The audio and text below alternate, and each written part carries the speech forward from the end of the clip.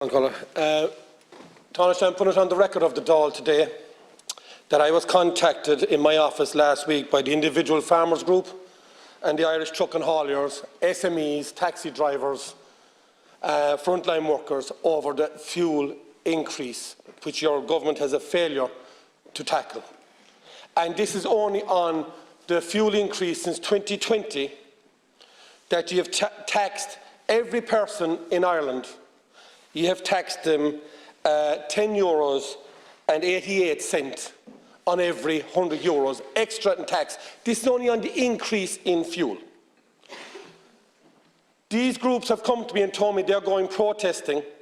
The farmers group are coming on Sunday and the Irish truck and haulers are coming on Monday. They are not protesting only for themselves. They are now joined by SMEs and everybody in Ireland. I've always said here that it was the rest of the country against Dublin, and I have to stand corrected today, because I've been contacted by so many people from rural Dublin with the failure that you have left them down. North Dublin have contacted me.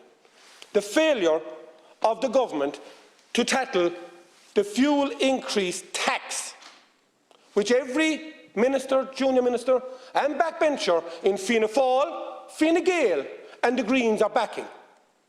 You ask today, how can you make a difference this very minute to the people of Ireland, into every household? You're taking 19 cents of tax on the increase on fuel since 2020. You were taking 81 cents in tax in 2020. You're now taking €1.05 in petrol.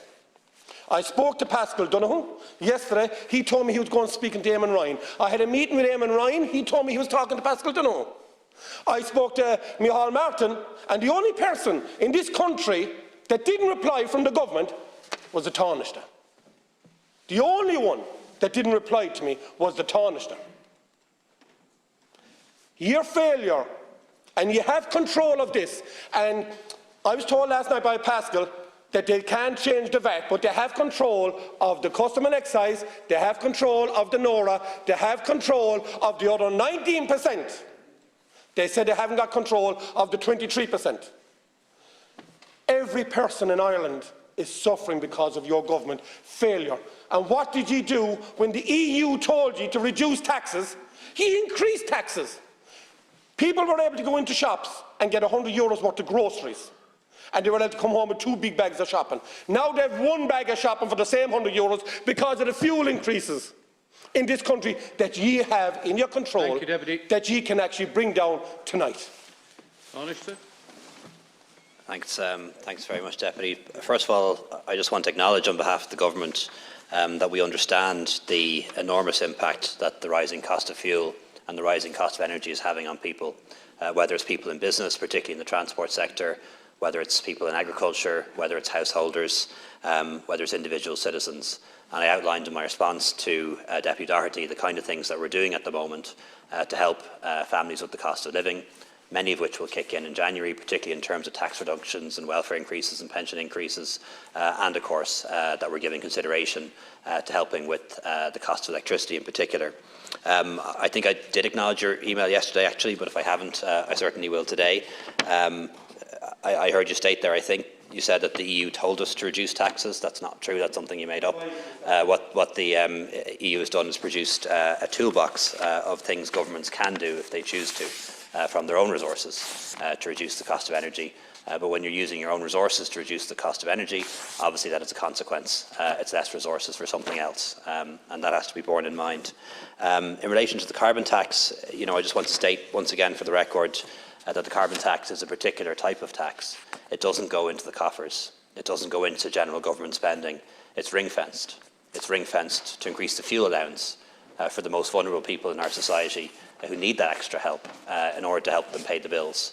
And had the carbon tax not gone up, it mightn't have been possible to increase the fuel allowance. And I think that needs to be borne in mind by anyone involved in this debate. It also goes into things like retrofitting homes, particularly in rural Ireland and particularly in the Midlands, turning homes that are very cold to very expensive to heat at the moment into much warmer homes. And it's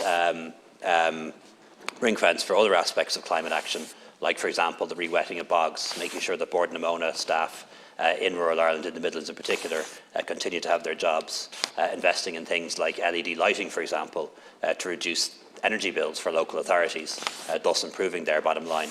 So it's a very particular tax and one that is ring-fenced for a lot of good things that everyone thinks should be funded. So your answer to the fuel cost is that you are okay with a 19-cent on the fuel increase. I didn't say that you didn't need a tax. You had 81 cents in 2020. You now have €1. This is on an increase in fuel, which you have control over. You talk about giving money to people that are vulnerable. So the price has gone through the roof. It doesn't even make a difference to the people because it's gone out of control. Food costs have gone up in this country because of inflation. And what you have done is you're driving inflation.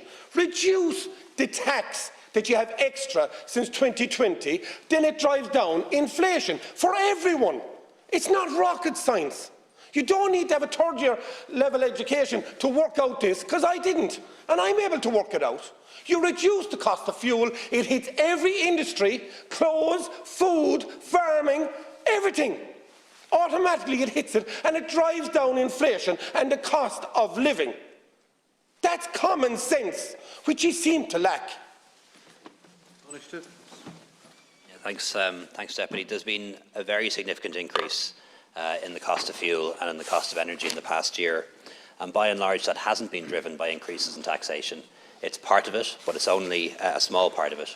It's largely been driven by the very big increase in international gas and oil prices. That's the major part of the reason for the increase. It is not something that is under our control. When it comes to the carbon tax, for example, the carbon tax doesn't apply to natural gas. It isn't going to apply to solid fuel and to home heating oil until May. The increase doesn't even kick in until then. Yes, it has driven up the cost of petrol and the cost of diesel, but it's not the major reason why it's gone up. The major reason why it's gone up is factors that are not under our control, and that is a big increase in the international price of gas and the international price of oil. Thank you. That concludes Leader's questions.